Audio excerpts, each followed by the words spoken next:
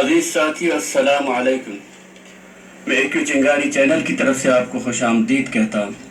ناظرین، جیسا کہ میں مسلسل کہتا چلا رہا ہوں کہ جب ہم مجموعی طور سے بھی ایاک نعبد یعنی اللہ ہی کی عبادت کرنے کے پابند ہیں، جیسا کہ آپ دیکھ سکتے ہیں وَقَضَىٰ رَبُّكَ أَلَّا تَعْبُدُوا إِلَّا إِيَّاهُ، تمہارا پروردگار صاف صاف حکم دے چکا ہے کہ تم اس کے سوا اور کسی کی عبادت نہ کرو.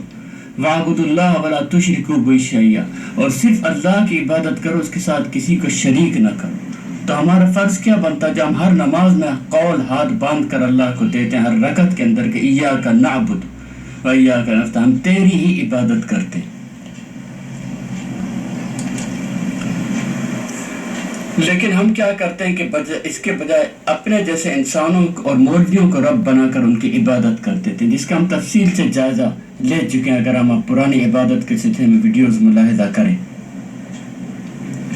اور ایسا نہیں ہوتا کہ ہم ان کو سجدے کر رہے ہیں، ان کو خدا سمجھ رہے ہیں، ان کو خالق کائنات سمجھ رہے ہیں، ان کو رب بنا کر ان کی عبادت کرنا نبی صلی اللہ علیہ وسلم سے بھی اور قرآن سے پتہ چلتا ہے کہ اس صورت میں ہوتا ہے جب ہم ان کے مسلط کردہ دین و حکم و شریعت کو اپنے پر ہنسی خشی قبول کر کے ان کے اجتماعی نظام و دین میں بے ضرر کر پردے بن کر جینا شروع کر دیتے. اس صورت میں ظاہر زکوٰۃ اور بیت المال کا وہ نظام جو کہ غریبوں اور مسکینوں تک ان کا حق پہنچا کر رہتا ہے ختم ہو جاتا ہے.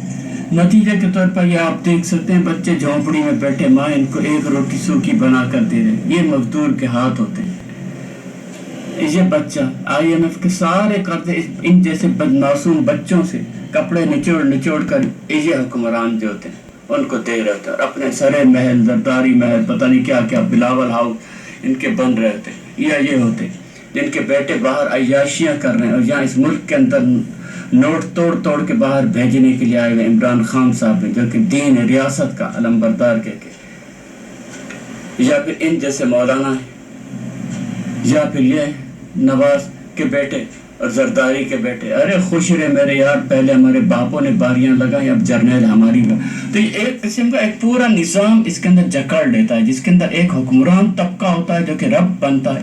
اب ہمارا کام یہ ہوتا ہے کہ ہم ان کی عبادت سے نکلنے کی کوشش کریں، جو کہ جہاد ہوتا ہے. ایک شرک کا ظالمانہ نظام پورے علاقے اور ملک کو جکڑ کر رکھ لیتا ہے. اس میں کروڑوں غریب اور مسکین کچی آبادیوں اور جھونپڑیوں میں سسکتے رہتے ہیں.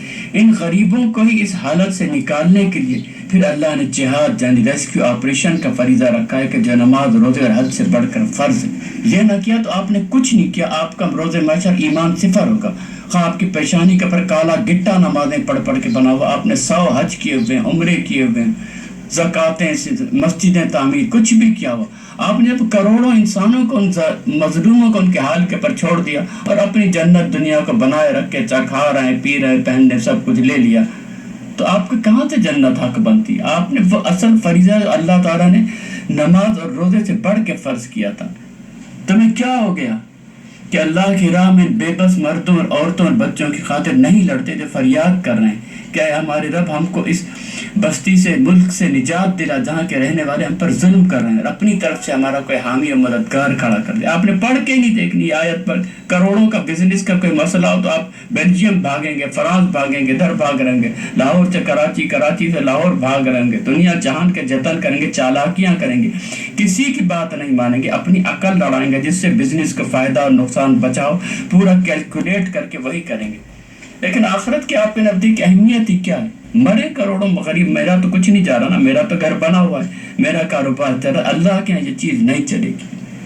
اللہ نے صاف صاف کہا ہے کہ اگر جہاد نہیں ہے تو تمہارا ایمان ہی نہیں، تمہارا اللہ روز آخر پر ایمان نہیں ہے.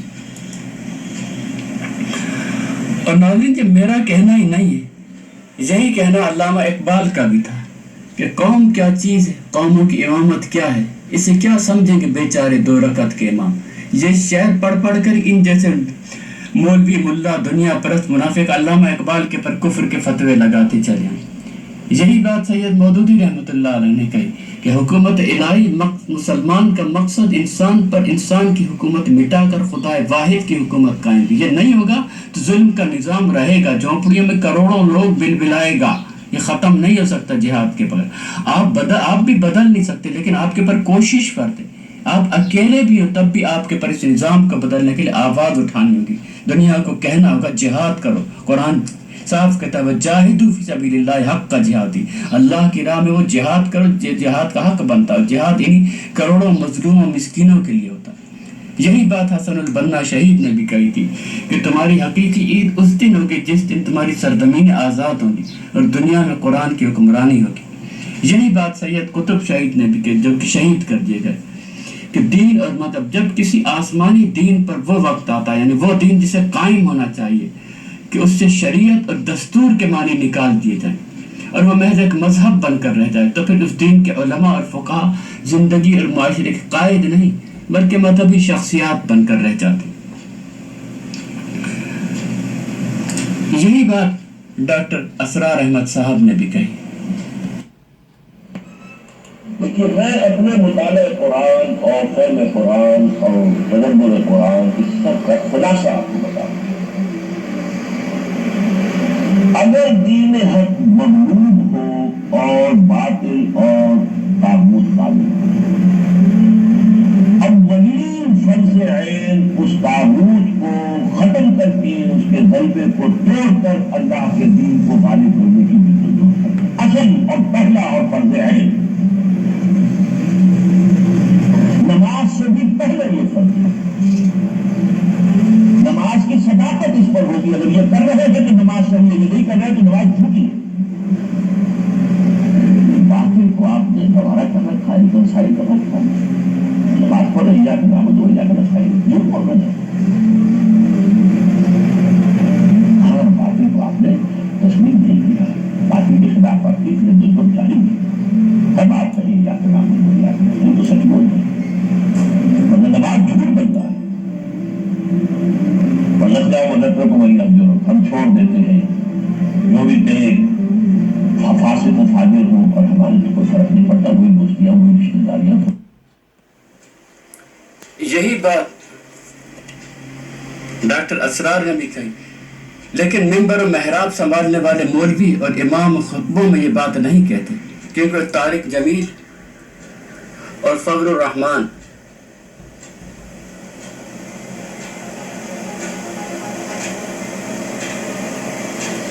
جیسے عرب پتی دنیا پرست منافق مولویوں کے اطاعت گزار، انہوں نے اسی نظام سے مکمکا کر لیا ہے۔ میری یہی بات دیکھیے، ایک مجاہد بندہ ببا کے دہل کہہ رہا ہے، جو بھی کہہ رہا ہے حرف بحرف سچ کہہ رہا ہے۔ عزیز ساتھی، اگر یہ بات آپ کی سمجھ میں آ جاتی ہے تو آپ کا فرض بنتا ہے کہ زیادہ سے زیادہ بھٹکے ہوئے کرما لوگوں کی اصلاح کریں۔ وما علینا الا البلاغ المبین۔ ہو گئے 60 سال ہو گئے مسجد کی ٹوٹی سے شروع ہو کر دری تک اور پلستر سے شروع ہو کر ٹائل تک، بٹن سے شروع ہو کر اسپیکر تک میری مائنڈ سیٹ کی گئی ہے، انگریز نے سیٹ کیا ہوا ہے، بس یہی اسلام ہے، اسی مسجد کی خدمت کرتے کرتے دنیا سے چلے جانا ہے۔ خبردار اگر تم نے دین کی بات کی اور حکومت کی بات کی اور اقتدار کی بات کی، وہ اسی میں دبا رہا۔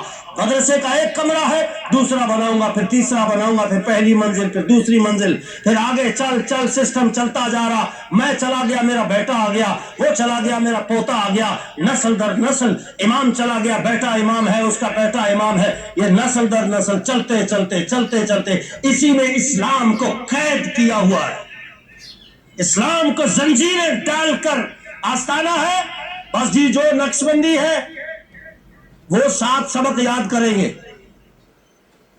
ذکر قلبی ہے، خفیہ ہے، اخفا ہے، سر ہے، روح ہے، نفس ہے، سلطان الاذکار ہے، مراقبہ ہے، مشاہدہ ہے، مکاشفہ ہے، دربار پہ جانا ہے، سارا کچھ اسی میں لگا رہو، یہ اس سے باہر ہی نہ نکلے۔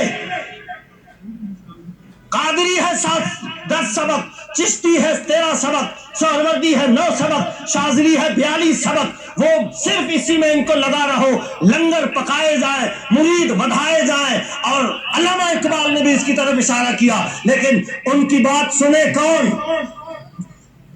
اقبال کے تو ڈے پر بھی پابندی لگائی ہے یورپ نے۔ کدھر ہو آپ لوگ؟ آپ پہ پابندی ہے؟ نہیں، جو بات کرے گا دین کو تخت پہ لانے کا وہ انگریز کے پہلے نشانے پر ہے۔ یہ تاریخ اٹھا کے دیکھو، میں اپنی بات نہیں کر رہا ہوں۔ اقبال نے کہا تھا مست رکھو انہیں ذکر و فکر و صبح آہ گاہی میں، پختہ تر کر دو انہیں مزاج خانقاہی میں. بس اسی میں لگے رہیں، ان پر کڑی نگاہ رکھو کہ یہ دین کو تخت پہ لانے کی بات نہ کرے. لیکن یہ ٹریڈیشنل اگر فنڈامنٹلسٹ میں آ گیا تو پھر ہماری تباہی ہے. اور یہ تاریخ نے خود کو دہرایا ہے.